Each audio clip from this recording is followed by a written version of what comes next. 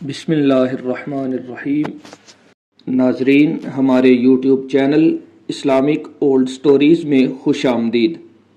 ناظرین، آج ہم بات کریں گے غزوہ تبوک کے بارے میں، جس کا ایک نام جیش العسرت بھی ہے۔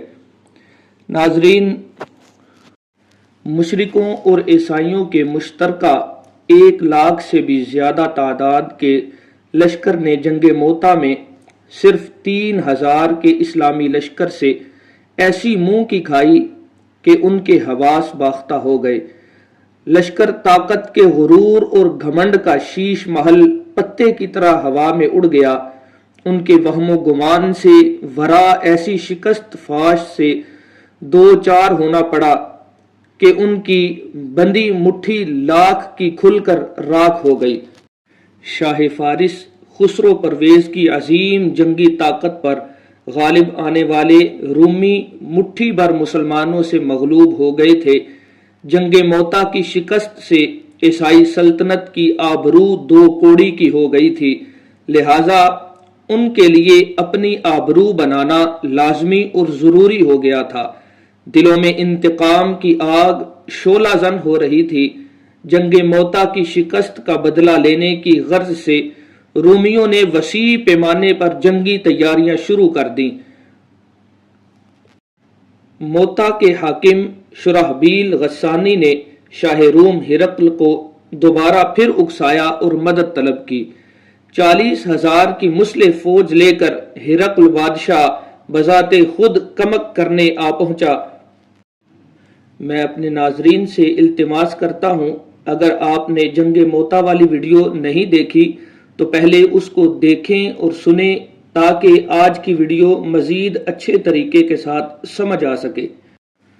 ان دنوں ملک شام سے ایک تجارتی قافلہ مدینہ طیبہ آیا اور اطلاع دی کہ شاہ روم ہرقل نے بہت بڑا لشکر جمع کیا ہے۔ اس لشکر میں عرب کے نصرانی قبائل مثلا قبیلہ لحم، قبیلہ جذام، قبیلہ عاملہ اور قبیلہ غسان وغیرہ کے لوگ بھی بھاری تعداد میں شامل ہوئے ہیں۔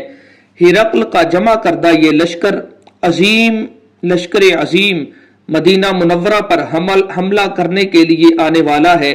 حضور اقدس رحمت عالم صلی اللہ تعالی علیہ وسلم کو جب یہ خبر پہنچی تو آپ نے بھی لشکر جمع کرنے کے لیے صحابہ اکرام کو حکم دیا اور اطراف مدینہ کے قبائل نے منادی کرا دی تاکہ لوگ مع ساز و سامان جنگ میں جمع ہوں۔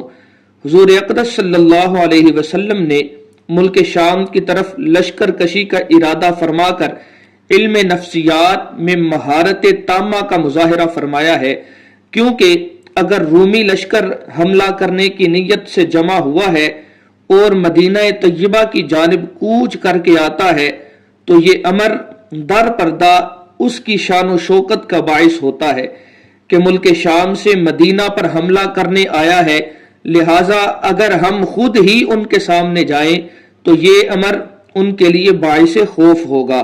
جس پر ہم حملہ کرنے کا ارادہ رکھتے ہیں وہ خود ہی سامنے چل کر جب آیا ہے تو ضرور اس میں اتنی طاقت و قوت ہوگی کہ وہ ہم سے نبرد آزما ہو سکے۔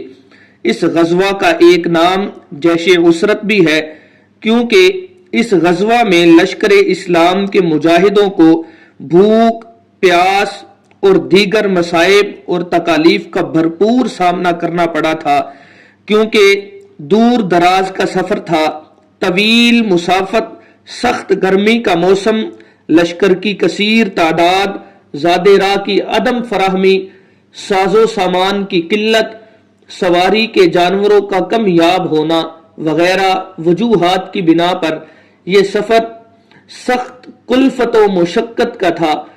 گرم خوردہ کھجوروں کا آٹا، گہن لگے جوار، بوسیدہ گھی کا سفر،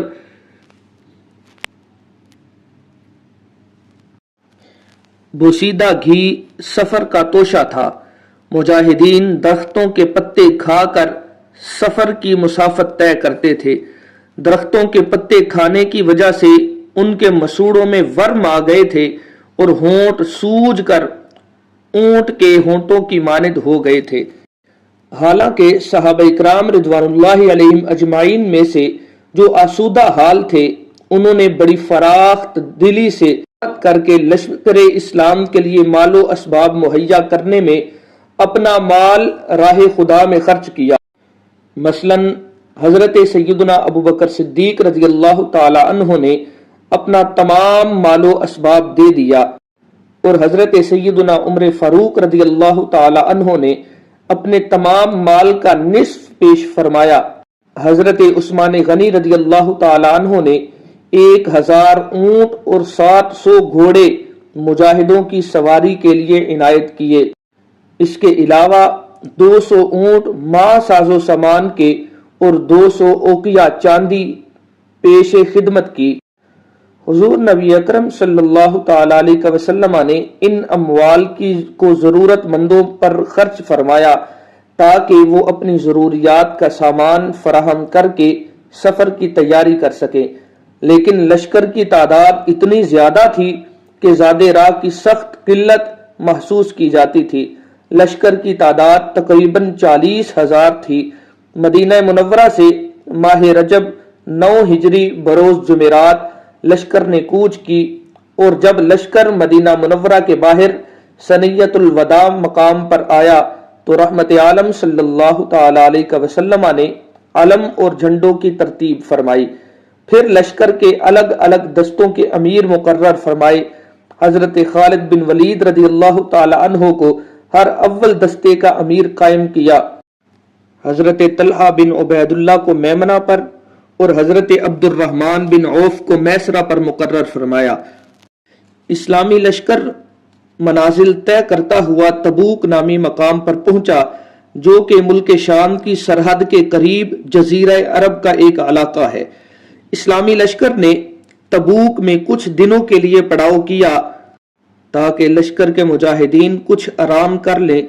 ہرقل بادشاہ اور اس کے لشکر کو جب خبر ہوئی کہ بڑی تعداد میں اسلامی لشکر تبوک تک آ پہنچا ہے تو ان پر ایک ہیبت طاری ہو گئی۔ دین اسلام کی شان و شوکت اور رحمت عالم صلی اللہ تعالی علیہ وسلم کے اعجاز و عظمت کا تصور ان کے ذہنوں پر چھا گیا۔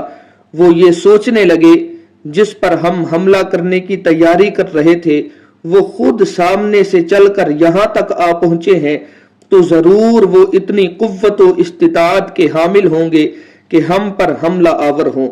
ان کے ذہنوں پر ایک غیر فطری خوف اور دبدبا طاری ہو گیا اور وہ احساس کمتری کا شکار ہو گئے۔ رومی لشکر میں اسلامی لشکر کی ہیبت و شوکت کا غلغلہ پھیل گیا اور انہوں نے راہ فرار اختیار کرنے میں اپنی خیر و عافیت جان کر 9-2-11 ہو گئے۔ لہذا اسلامی لشکر بغیر کسی جنگ و قتال کے مدینہ منورہ واپس آیا۔ تبوک میں جنگ واقع نہ ہوئی، لیکن بغیر جنگ کیے اسلام کی شان و شوکت میں اتنا اضافہ ہوا کہ پورے ملک شام اور اطراف و اکناف کے سلاطین کے دلوں میں بھی رعب اور خوف نے گھیر لیا۔ ناظرین، یہ بات سوچنے کی ہے کہ جب تک مسلمان اور مسلم حکمران جہاد کرتے رہے، اسلام اوج ثریا کی بلندیوں کو چھوتا رہا اور مسلم حکمرانوں کی اور مسلمانوں کا رعب اور دبدبا کفار کے دلوں کے اندر بیٹھ گیا۔ لیکن افسوس کہ جب سے مسلم اور مسلم حکمرانوں نے جہاد کو چھوڑ دیا، اس وقت سے لے کر اب تک اسلام اور مسلمان ذلت کا سامنا کر رہے ہیں۔ ناظرین، امید کرتے ہیں ہماری آج کی یہ ویڈیو آپ کو پسند آئی ہوگی۔ اگر آپ کو ہماری یہ ویڈیو پسند آئی تو اس کو لائک، شیئر اور بھرپور سبسکرائب بھی کیجیے۔ تب تک کے لیے ہمیں اجازت دیجیے۔ اللہ حافظ۔